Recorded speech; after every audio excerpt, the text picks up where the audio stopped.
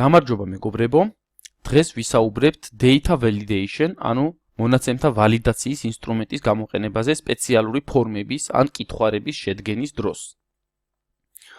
მაგალითისთვის მოცემული მაქვს პატარა კითხვარი, სადაც უნდა შეივსოს სახელი, გვარი, პირადი ნომერი და ასაკი. მაგრამ ჩვენ გვჭირდება გარკვეული შეზღუდვები ამ უჯრების შევსებაზე, რათა თავიდან ავიცილოთ შეცდომა.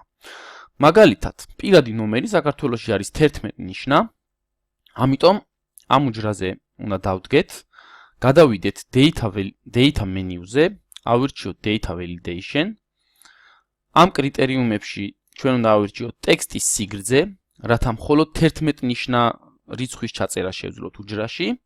შემდეგ კრიტერიუმებში უნდა ავირჩიოთ equal to, ანუ უდრის და ჩავწეროთ 11. ესე იგი, ეს ნიშნავს, რომ ამ უჯრაში ჩვენ შეგვიძლია ჩავწეროთ მხოლოდ 11 სიმბოლო.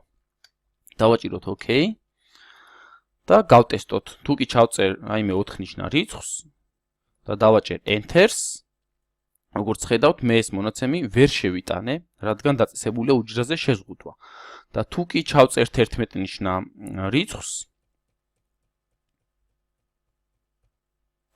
ამ შემთხვევაში ეს რიცხვი ჩაიწერება.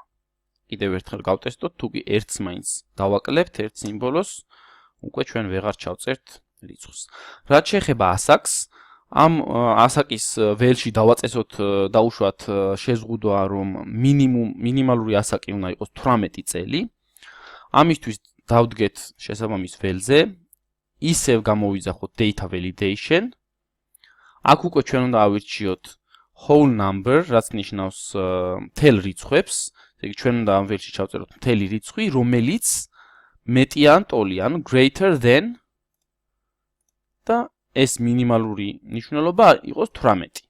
ველში ჩავწერთ 18-ს. დავაჭიროთ OK.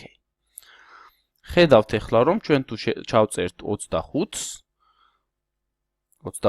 ჩავწერთ, მაგრამ ვერ ჩავწერთ მაგალითად 17-ს. ისე გამოგვიტანა გამაფრთხილებელი შეტყობინება. ვერ ჩავწერთ 15-ს და ასე შემდეგ 18-ზე ნაკლები რიცხვი ამ უჯრაში უკვე ვეღარ ჩაიწერება. აი ესე შეგვიძლია გამოვიყენოთ data validation-ის სხვადასხვა მიმართულება, სხვადასხვა ფუნქცია, კითხვარების, ფორმების და სხვა მსგავსი ფაილების შედგენის დროს.